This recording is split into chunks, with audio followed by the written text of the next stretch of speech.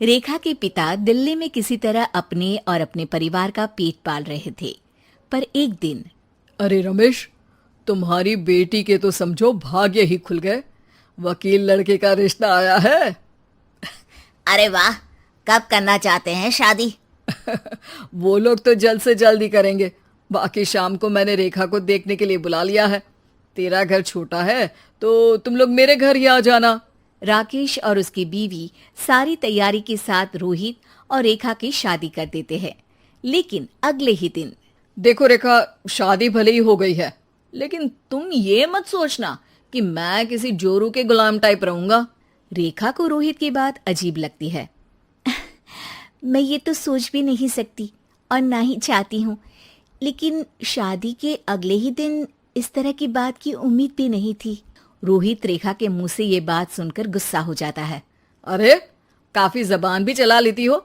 माँ ने सिखाया नहीं कि पति से कैसे बात करते हैं? रेखा अब चुप रहने में ही भलाई समझती है। रेखा, जल्दी से नाश्ता तैयार कर लो। आज पहला दिन है, सारे काम तुम्हें समझा दूंगी। ये नौकरानी है जो तुम्हें बता देगी कि कैसे कैसे क्या करना है। फिर इसकी कल से छुट्टी है।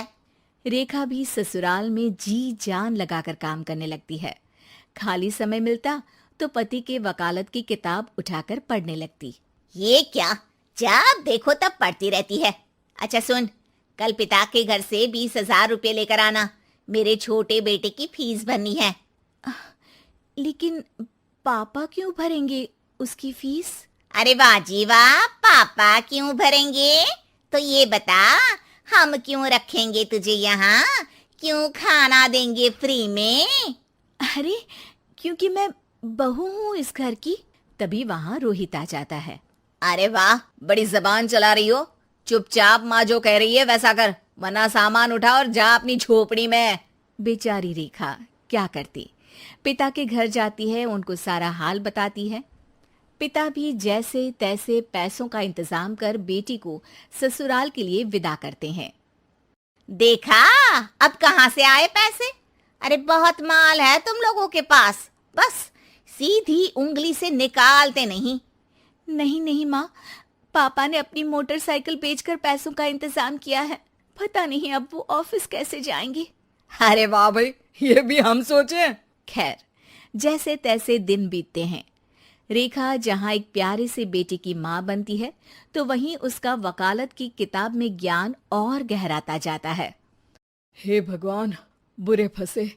ये केस तो लगता है कि मैं हार ही जाऊंगा। देखिए, मैंने आपकी इस केस की फाइल पढ़ी थी। इस केस को जीतना बहुत ही आसान है।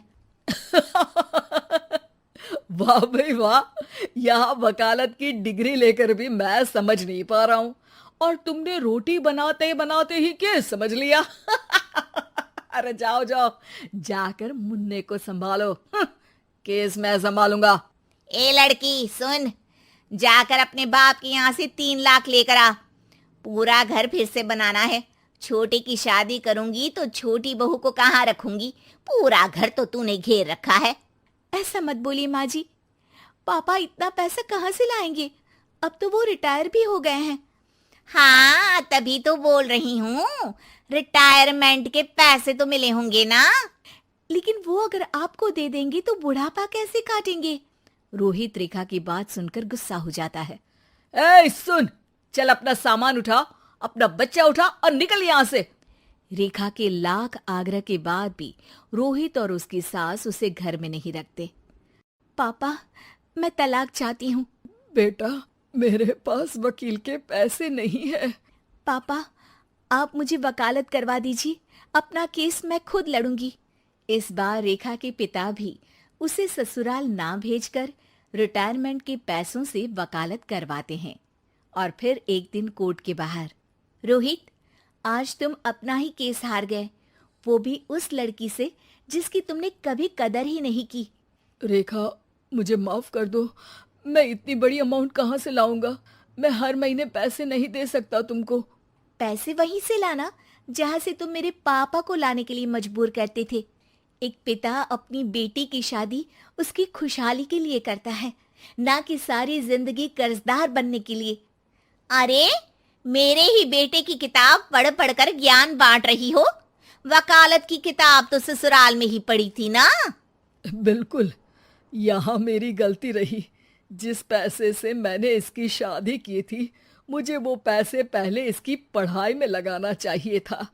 और आज रेखा एक जानी मानी वकील के रूप में काम कर रही है।